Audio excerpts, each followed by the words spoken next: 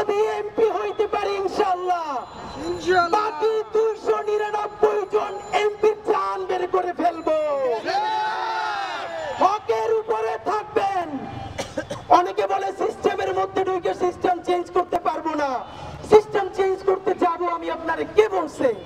299 জন এমপির তালিকা ধইরা কে কোন ভ্যান থেকে, সবজিওয়ালার কাছ থেকে, মাছওয়ালার কাছ থেকে, কর্পোরেট কোম্পানির কাছ থেকে, গ্রুপ অফ কোম্পানির কাছ থেকে লোক পাঠাইয়া চাঁদাবাজি করে, দখল করে, প্রত্যেকের নাম সংসদে দাঁড়াইয়া বিসমিল্লাহ বইলে দিব। সুতরাং এই ঢাকাতে আমার শত্রু কারা?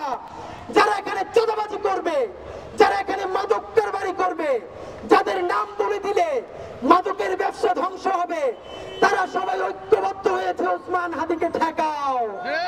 এই চাঁদাবাজি সিন্ডিকেটের সাথে জড়িত, যারা সেই আমলাতন্ত্রের মধ্যে জড়িত, আজকে সকল চাঁদাবাজের সেই গ্রুপ, মাফিয়াতন্ত্রের গ্রুপ, দখলবাজদের গ্রুপ এক হয়েছে যে এই ছেলে তো সবার নাম বলে দিবে। শোনেন, আল্লাহ যদি বাঁচায় রাখে, যা বলাই নেই, শরীফ ওসমান হাদির দায়বদ্ধতা সেই রিকশাওয়ালার প্রতি যে আমার এইখান থেকে উঠাইয়া নিয়া ভাড়াটা নেয় না, চড়াই ধরে ভাড়া দিতে চাইলে চোখের পানি ছাইরা দেয়।